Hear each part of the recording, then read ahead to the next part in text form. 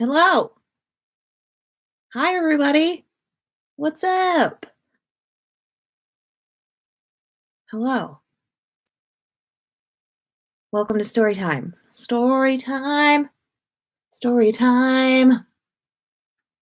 It's gonna have a new theme song every time, I think. I think. Um, as per usual, welcome to story time. Let's do roll call. Everybody say hello, say where you're from. And yeah, say hello, say where you're from. Hey guys. I hope you don't mind. I'm gonna record something real quick. I'm just gonna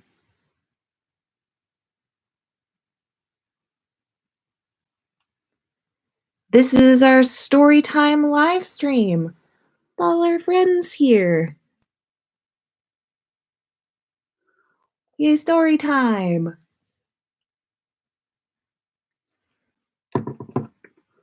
Hello, Germany, Greece, Georgia. Hello.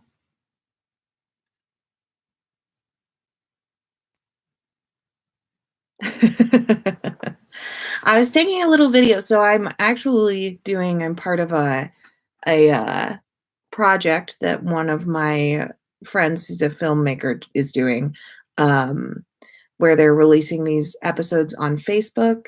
They have 20 people from all over telling their stories from quarantine. I'll put a link to that somewhere, but I wanted to take a little video of what we're doing here today. The UK. Alex and JD are here. Our artist is here, and JD, who we scream at every once in a while on the podcast. So, wow, some pod celebs are in the chat today. Amazing.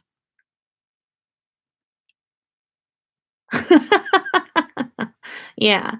Yeah, it's the show JD. Good. See, JD? See what you've done? Let me just make sure that nobody's having a hard time getting here, and then we will go ahead and get started in a second here.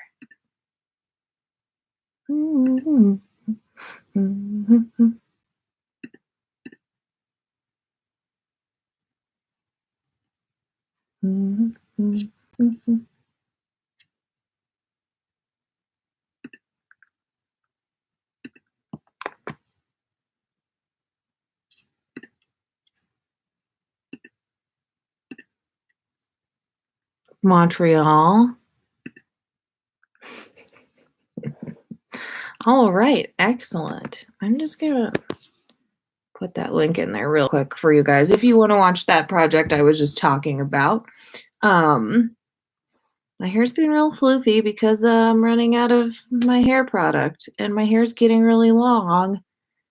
I can't get my hair cut, so we're gonna go on a hair adventure.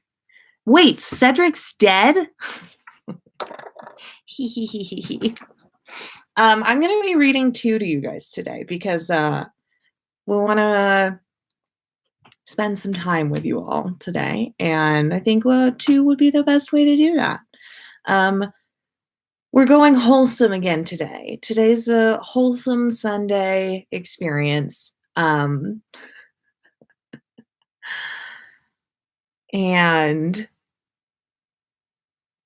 I mean, have sworn multiple times in the live streams themselves, so I think the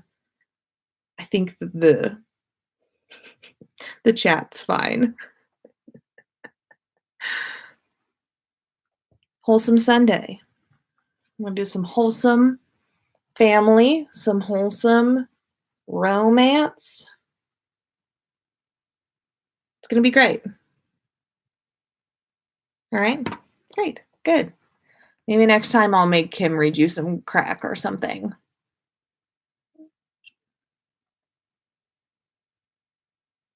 Okay.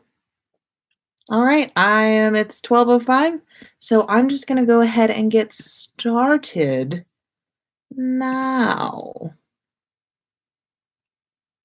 Here we go. All right. This story is called Like Daughter, Like Fathers by Mr. Tibbles on the Case.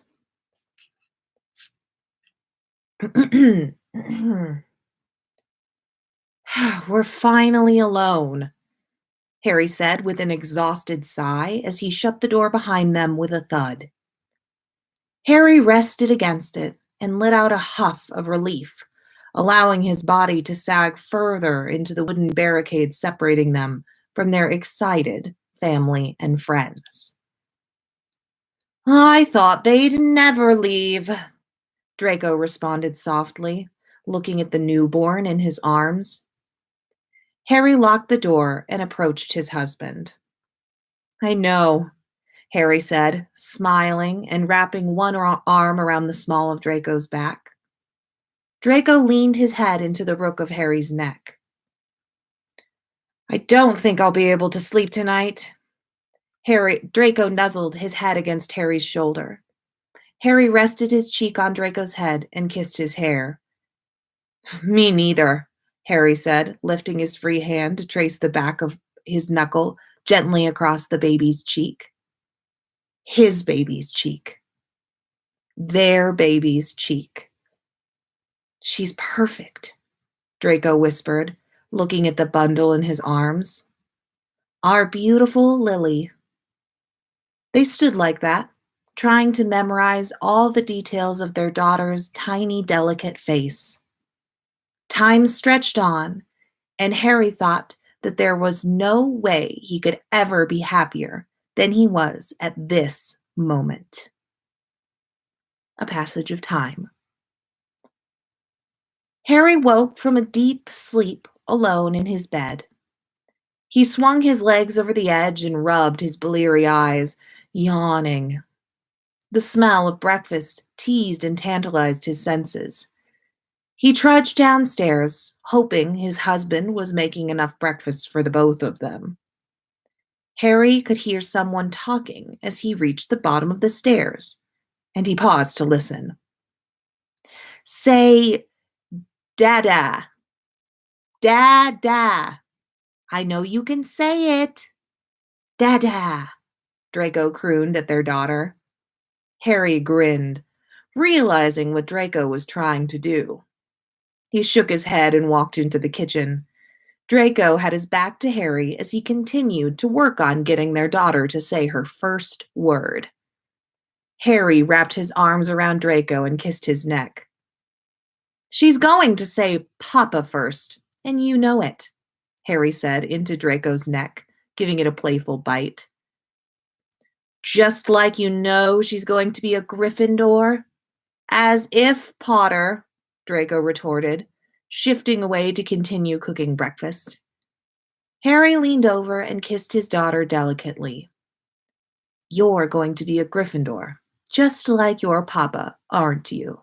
He smiled and caressed her head. Just like your papa, he finished, emphasizing the syllables of his self-appointed title.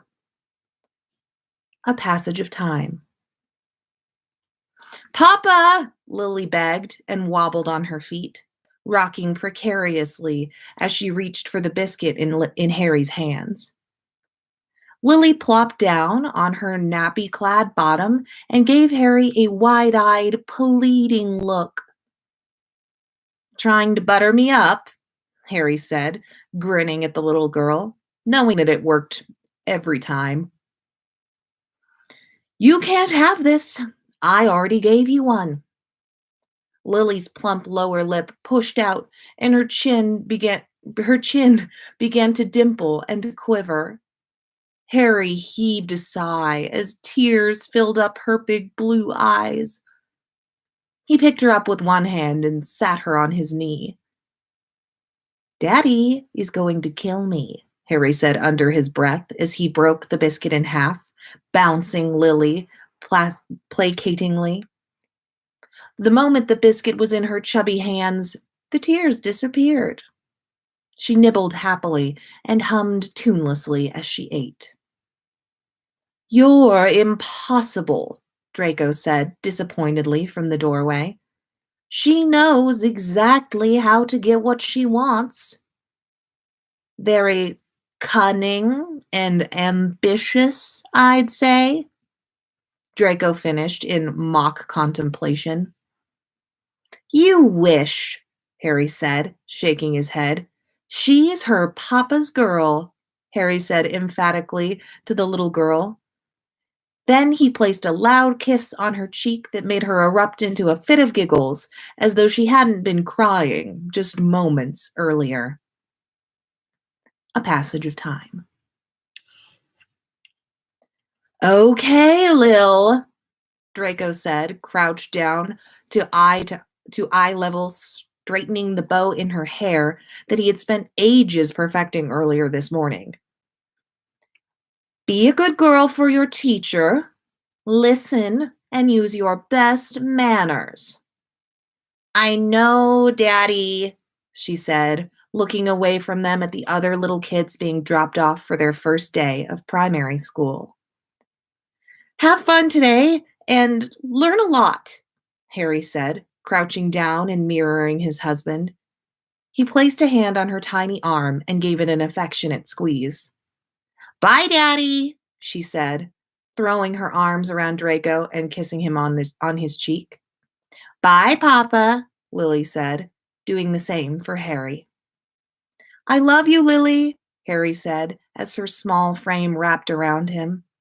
He was surprised at how emotional the moment was. It was only primary school. He would see her this afternoon. However, something about it felt so permanent, like he was standing still and she was speeding past him, growing impossibly older each day. His little girl. Both men straightened up and watched her approach another small child. My name's Lily. Do you want to be my friend? She said to a little boy who was clutching an action figure as if it was the last object in the world. He looked up at her, sniffed, and nodded with a shy smile that curved his tiny mouth. Harry looked over to Draco and could see he was smiling, despite glistening tears filling up his eyes. Brave, like her papa, Harry said, grinning at Draco. Draco let out a wobbly half laugh and turned away, shaking his head. A passage of time. Harry cracked open the door to his home and peeked around the edge of the barely open door. The coast was clear, but he waited a few moments, watching and listening for any signs of life in the home. When he was satisfied, he opened the door with the long, slender package held strategically behind himself and shut the door as quietly as he could. He crept through the front hall, quickly and quietly. When he made it into the spare bedroom that they had converted into their top secret gift wrapping room, specially for Lily's birthday, he breathed a sigh of relief. If Draco caught him before he wrapped it, he would surely force him to return it before she saw it. He wrapped the gift as quickly as he could, knowing he wouldn't be safe for long. As if he had just willed it, he heard the unmistakable sounds of feet cascading down the stairs, rushing to discover him. He cursed silently to himself, trying to fold up the last end of the package and securing it with tape. He smiled in triumph. Lily was going to love it, and Draco was going to kill him. However, it would be worth it to see her face light up with excitement. The door to the room suddenly burst open. Harry looked at the intruder with wide-eyed innocence. His daughter was a blur of color jumping right at him. I caught you, Papa, she said, wrapping her arms around his neck. She was a sly, devious little monkey. Harry laughed low and deep. You know you're not allowed to be in here, Harry scolded while he tickled her. She giggled as he corralled her into his arms and stood up. He continued to tickle her as he hurried out of the room. Can't let you peek at your gifts, Harry continued, with clenched teeth and a wolfish grin. "What's going on here?" Draco asked suspiciously from the stairs. "She's trying to peek at her birthday presents," Harry said, shutting the door behind them. Before he could shift Lily in his arms to free up a hand, Draco closed the distance between them. He gave Harry and Lily a withering look and reached for the door. Not wanting her to have any more glances into the room, Harry ushered Lily into the living room and did his best to distract her with her magical coloring book and crayons. Once the lines of the book were filled with color, the pages came to life, and it delighted Lily to no end. When she was fully enveloped in her art, Harry sheepishly approached the hallway. He rubbed at the back of his neck nervously as Draco warded the door to keep Lily out. "Do you think she saw it?" Draco asked Harry expressionlessly. "Probably," Harry said, shrugging. "Did you know she got a hold of newspaper clippings for brooms and stuck them in my pockets?" "Honestly," Draco said, lips curling despite his best efforts, "we agreed to wait one more year," he finished pointedly. "I know," Harry said, looking at his shoes. "She's been dropping hints for weeks, and she even got Ron involved." Draco laughed, shaking his head in disbelief. "He got one for Rose when she turned 7, Harry finished lamely. "I thought we agreed on 8, Draco said, with eyebrows raised. "She is a cunning little minx, isn't she?" Rather brave of her to want to fly on a broom," Harry retorted defiantly. He relaxed in relief, glad that Draco hadn't hexed him to the end of the earth and back.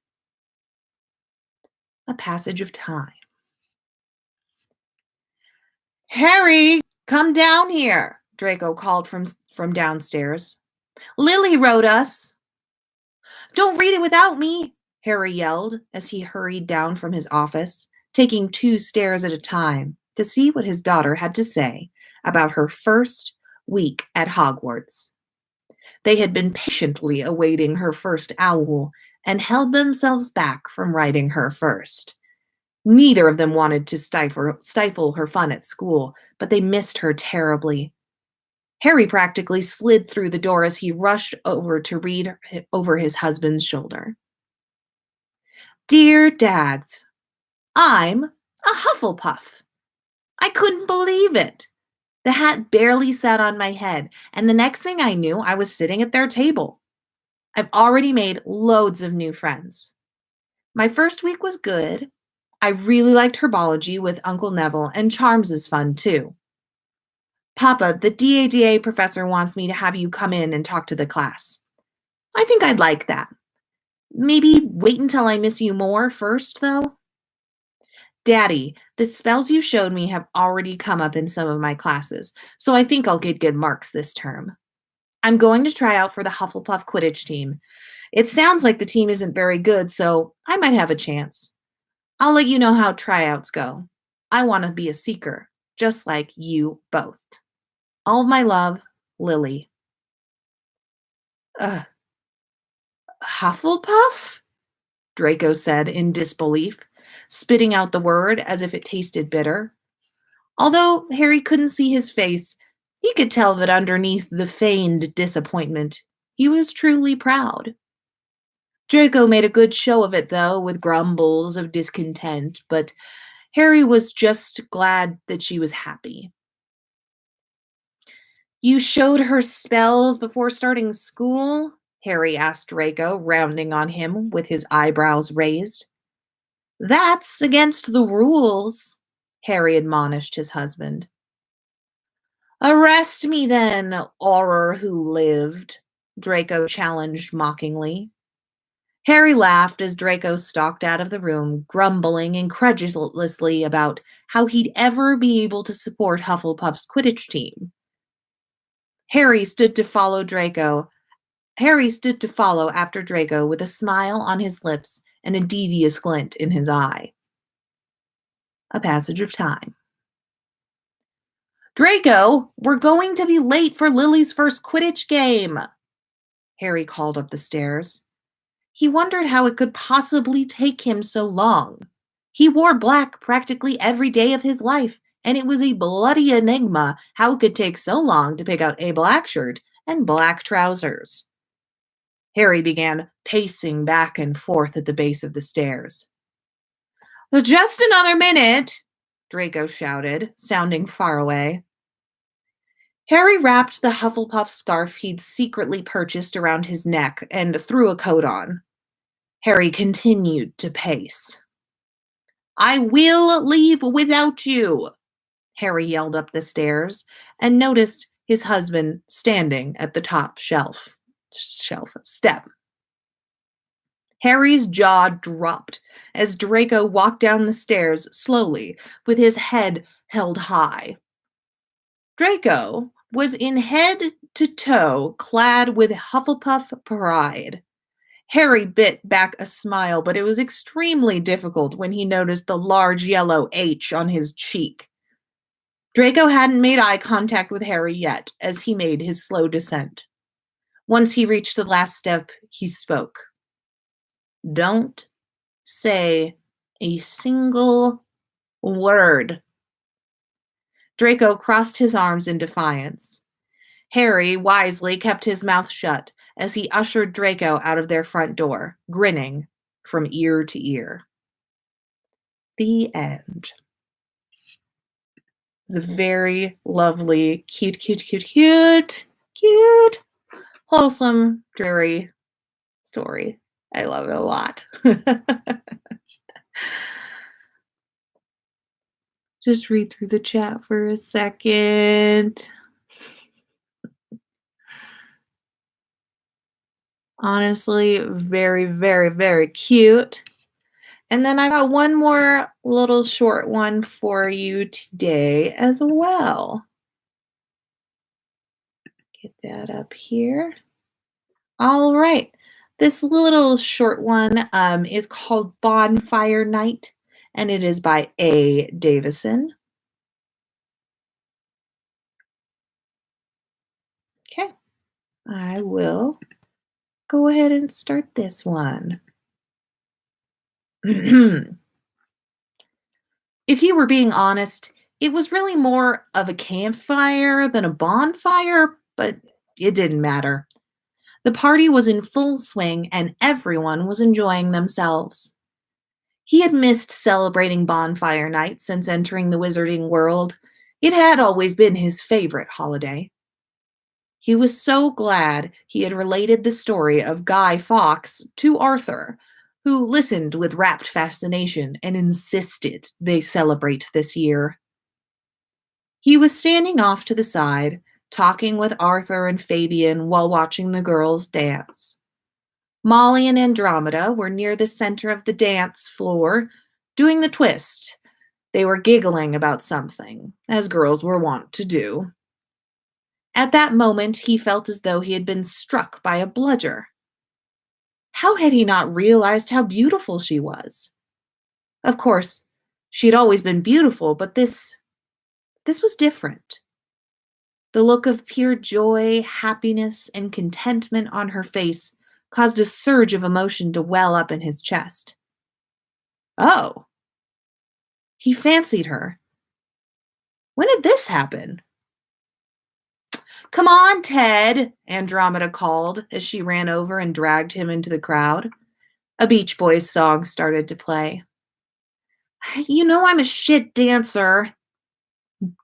Nonsense, she tutted. You've been eyeing us for a quarter of an hour. You know what you want to do. And so he danced, if you could call it that. Mercifully, after 3 songs, Andromeda pulled him off to the side to get drinks. Ted grabbed 2 butterbeers from the cooler and suggested they walk around the back garden. It was nice to be away from the crowd for a moment. At the far side of the garden by an old oak tree, he noticed Andromeda was shivering slightly. Here, he said, while removing his cloak. How thoughtless of me. He gently placed it on her shoulders, fastening it at the neck. Thank you. It has gotten a bit chilly now that we're away from the fire. She was looking up at him with those gray blue eyes. He felt if he stared into them much longer, he would drown. Andromeda? His voice came out just above a whisper. He stepped slightly closer and brushed a fallen curl off her face. May I kiss you? The end. I like a little Ted Andromeda cuteness. We don't get to see them ever except that one time, so it's really a lovely when fan fiction can take a pairing that we don't really get to see their story or know their story and give us a little bit of background. I love that Arthur was there, just like being like, Bonfire, Guy Fawkes, I love Muggle shit, which is really fun as well. So I love both of those stories. Very cute, wholesome family love. I hope that you enjoyed those stories as well.